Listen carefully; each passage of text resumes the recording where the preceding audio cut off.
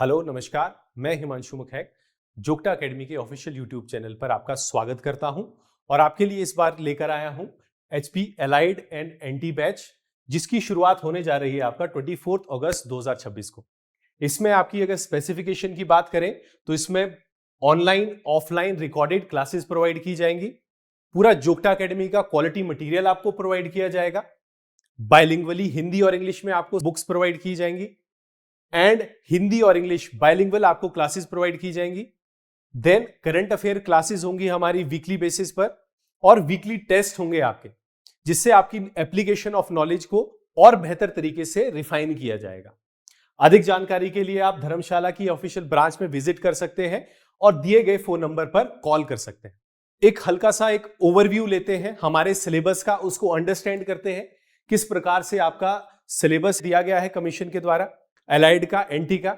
और हम ये चीज देखेंगे, सिलेबस तो हमारा बहुत थोड़ा सा है, बट किस तरीके के क्वेश्चन पूछे जा रहे हैं उस पे एक हल्का सा नजर डालते हैं। सी, सबसे पहले syllabus for your screening test. अब हल्का सा अगर हम एलाइड के ऊपर बात करें, एलाइड का जो एग्जाम होता है वो 3 फेसेस में होता है। एक आपका प्रीलिम्स, फिर आपका मेंस, फिर आपका डॉक्यूमेंटेशन। उसके बेसिस पर आपकी एक फाइनल लिस्ट प्रिपेयर होती है, जिसका रिजल्ट कमीशन के द्वारा अपनी ऑफिशियल वेबसाइट पे दिया जाता है। अगर हम प्रीलिम्स की स्पेसिफिकली बात करें तो 200 मार्क्स का ये पेपर होता है and each question carries single mark. अब इस 200 क्वेश्चन की यदि हम बात करें तो एचपीजी के 60 मार्क्स का आता है, जिसमें एचपीजी की हिस्ट्री, ज्योग्राफी, इकोनॉमी इंक्लूडिंग सर्वे, एचपी का लेटेस्ट बजट, उससे क्वेश्चन पूछे जाते हैं। देन 60 मार्क्स का आपका करंट अफेयर्स होता है। देन 80 मार्क्स का रेस्ट जीके होता है, जिसमें इंक्लूडेड है आपका मॉडर्न हिस्ट्री 1857 के बाद, geography, polity, science, Gandhian teaching, disaster management, environment etcetera. यहां पर अगर आप देखेंगे महात्मा गांधी की teaching, disaster management additional topics हैं जिस पे आपको स्पेसिफिकली काम करना है। देन मेंस की बात करें, नेक्स्ट फेज जो आपका आता है सेकंड सेक्शन, जिसमें इंग्लिश का एग्जाम आपका 150 मार्क्स का होता है and you are allotted 3 hours, आपको 3 घंटे दिए जाते हैं इस पेपर को कंप्लीट करने के लिए। देन हिंदी का भी सेम है, 150 मार्क्स का हिंदी का पेपर होता है और 3 घंटे आपको इसके लिए एलोकेट की जाते हैं। Then same thing is there, 200 marks का आपका जीएस का पेपर होता है, जिसके लिए अगेन आपको 3 आवर्स अलॉट किए जाते हैं। अब इस सिलेबस को और ज्यादा फ्रेगमेंट देखते हैं कि इंग्लिश में क्या है। इंग्लिश में स्पेसिफिकली कोई मेंशन्ड सिलेबस नहीं है, बट सी राइट एन ऐसे, पैसेज एक्सेट्रा, इतना सा ही आपका एक हद तक सिलेबस मेंशन है।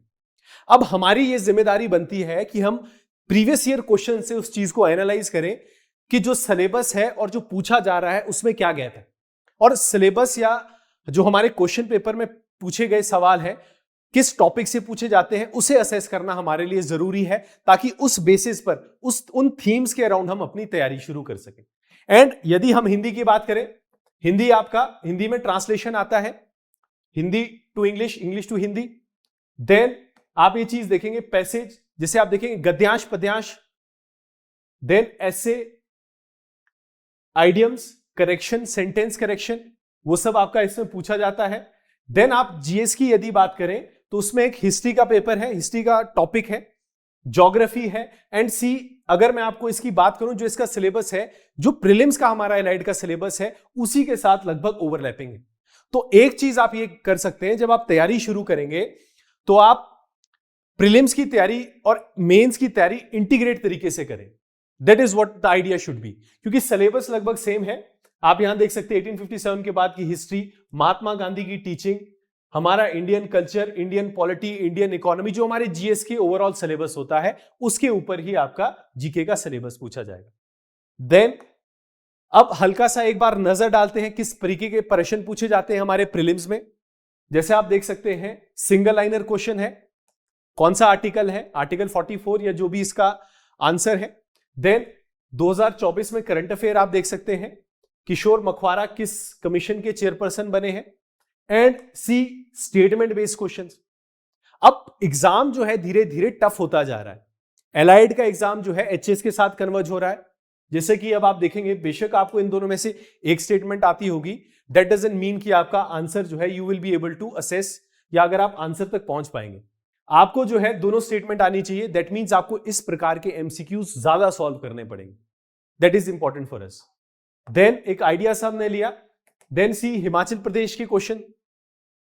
हिमाचल की अगर हम बात करें, हमीरपुर रैंक सेकंड।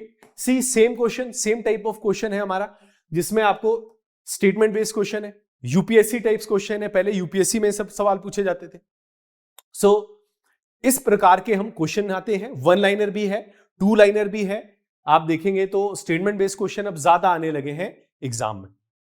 देन अगर हम मेंस की बात करें, मेंस का एग्जाम, जैसे जीएस की स्पेसिफिकली बात करें, जीएस का पेपर जो है 200 मार्क्स का होता है। यहां पर आप देख सकते हैं 1 से 16 तक का प्रश्न जो है आपका 150 वर्ड्स का होता है, एंड ये 8 मार्क्स का हर एक क्वेश्चन है। अब इसके ऊपर हल्की सी बात करें तो पेपर अब शिफ्ट हो गया है। इसी को अगर हम देखें तो critical economic view of Mahatma Gandhi. अब वो महात्मा गांधी की फिलॉसफी, उसका एप्लीकेशन पूछ रहे हैं आपसे। तो ऐसे प्रश्न, बीट आपका geographical drainage of Himachal Pradesh, be it आपका flood affected areas in India, इन सब टॉपिक्स की बात करें तो ये करंट ओरिएंटेड तो है, at the same time Himachal Pradesh का जो सवाल है वो डेप्थ में पूछने लगे हैं। यदि आपको ये प्रश्न सॉल्व करने हैं तो आपको ज्यादा से ज्यादा पेपर करने पड़ेंगे। You have to attempt more and more answers, you have to write answers. That is the whole purpose of me framing this topic for you here. Then see उसके बाद आपके 17 से 22 तक जो सवाल आए थे रिसेंटली एलाइड में, वो 12 मार्क्स के हैं। इसमें आप देखेंगे टेंपल आर्किटेक्चर ऑफ हिमाचल प्रदेश, एक इसमें आपको डायग्राम बनाना पड़ेगा, थोड़ा सा ट्रांजिशन बताना पड़ेगा कि किस प्रकार का हिमाचल प्रदेश में टेंपल आर्किटेक्चर है, उसके कुछ फीचर्स बताने पड़ेंगे, etcetera etcetera. See here rivers of Himachal Pradesh, उनकी कल्चरल इंपॉर्टेंस, उनकी पॉलिटिकल इंपॉर्टेंस, आपको आंसर राइटिंग करनी पड़ेगी। That is what this question paper tells us. Then हम एक नजर हिंदी के पेपर की बात करें जो भी कंडक्ट किया गया था। सी सिलेबस तो बहुत थोड़ा सा मेंशन था, बट यदि हम प्रीवियस ईयर पेपर की बात करें तो उसमें आपका ट्रांसलेशन आया था, यहां देख सकते हैं आप, हिंदी में अनुवाद, देन गद्यांश, पद्यांश, निबंध है हमारा 1000 वर्ड का, मुहावरे हैं, वाक्य सुधार है, वाक्य परिवर्तन है, वाक्यांश के लिए एक शब्द, देन शुद्ध वर्तनी, आपको स्पेलिंग्स ढूंढनी है, देन संधि विच्छेद, विशेषण, प्रत्यय एक्सेट्रा। सी सिलेबस तो बहुत थोड़ा सा है, बट जो प्रीवियस ईयर में पूछे गए टॉपिक्स है उससे हम थीम कवर कर सकते हैं कि इन थीम्स पे हमको ज्यादा फोकस करना है। That is what the basic idea is. Understood? See अगर हम क्वेश्चन देखें, एक बार पेपर के ऊपर नजर डालते हैं, आप देख सकते हैं जैसे कि वाक्यांश के लिए उचित शब्द आपको 8 आए हैं, जो कहा ना जा सके, ठीक है, जिसकी कामना पूरी ना की गई हो, इस तरीके का आपका पेपर आता है, उसके ऊपर भी आप एक झलक लगा डाल सकते हैं। देन यहां पर आप देखेंगे वर्तनी वाले शब्द हैं, इससे आपको इन वर्तनी से जितनी भी आपको स्पेलिंग्स दे रखी है, इनमें से आपको शुद्ध शब्दों को चुनना है और उन्हें लिखना है। देन आप देख सकते हैं संधि विच्छेद, देन विशेषण, देन प्रत्यय आपको इनमें ढूंढने हैं। इस तरीके का आपको पेपर आता है। देन सी इंग्लिश के क्वेश्चन पेपर की यदि हम बात करें, उसमें एक पैसेज आता है, उसके कुछ प्रश्न होते हैं, उन्हें आपको असेस करना पड़ता है, पैसेज को पढ़ना पड़ता है, उसमें क्या लिखा गया है उसे समझना पड़ता है, उसके आधार पर आपको कुछ दिए गए क्वेश्चंस हैं उन्हें सॉल्व करना पड़ता है।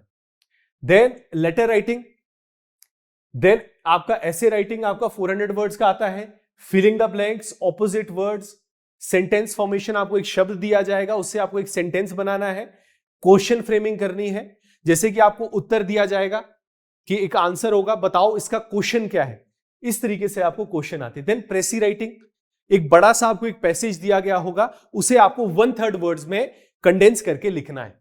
दैट इज व्हाट इंग्लिश का आपका पेपर इस बार का था, इसकी थीम्स है। देन अगर हम हल्का सा देखें, हमारा जो ऐसे है, science and religion, women and careers, uses and abuse of advertisement.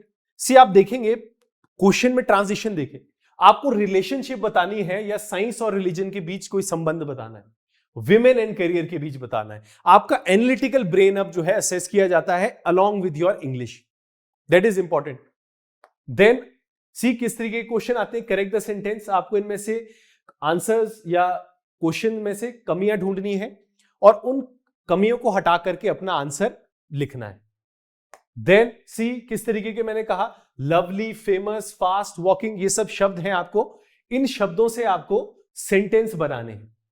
Okay, इस तरीके का आपका पेपर आता है। देन अगर आप नायब तहसीलदार की बात करें, स्क्रीनिंग टेस्ट, उसमें अगर नजर डालें तो आप ये चीज देखेंगे, इसका भी आपका 3 फेसेस का एग्जाम होता है। First is your prelims, second is your mains, third is your interview. Okay, अब यहां अगर हम प्रीलिम्स की बात करें, 120 मार्क्स का पेपर होता है जिसमें 30 मार्क्स का एचपीजी के आता है, देन 50 मार्क्स का आपका करंट अफेयर्स आता है और 40 मार्क्स का रेस्ट जीके आता है, जिसमें polity, history, economy, environment, economy, geography, Gandhian thoughts, Indian culture, ये सारे जो आपकी जीएस के टॉपिक्स हैं, इसकी वेटेज आपका 40 है and each question carries single mark. Understood? Then see, GK and current affair. अगर हम मेंस की बात करें, मेंस का पेपर इसमें जीएस का 100 मार्क्स का होता है और 2 आवर्स का पेपर होता है। फिर इंग्लिश की बात करें, इंग्लिश 50 मार्क्स का आपका पेपर होता है, इसमें हिंदी का पेपर 50 मार्क्स का होता है और एलाइड से हट करके इसमें एक एसे का पेपर होता है। Again every paper, be it English, Hindi, essay, इसके लिए आपको 1.5 आवर अलॉट किया जाता है और जीएस के लिए आपको 2 आवर्स एलोकेट किए जाते हैं। अब जीएस के सिलेबस की हल्की सी नजर डालें तो 20 मार्क्स का इसमें एचपीजीके आएगा, 40 मार्क्स का आपका नेशनल और इंपॉर्टेंट, नेशनल और इंटरनेशनल न्यूज, उसके ऊपर या करंट इवेंट्स के ऊपर आपको सवाल आएंगे। देन बाकी जो 40 मार्क्स का है उसमें बाकी जीएस जो आपका आता है, history, polity, economy, see Gandhian topic is important, culture etcetera, उन सब से आपका 40 मार्क्स का क्वेश्चन आता है। इस तरीके से आपका सेकेंड ईयर आपका एग्जाम का है। अब इंग्लिश का आप देखेंगे स्पेसिफिकली कोई सिलेबस मेंशन नहीं है, यहां पर आप देख सकते हैं जस्ट लाइक एलाइड।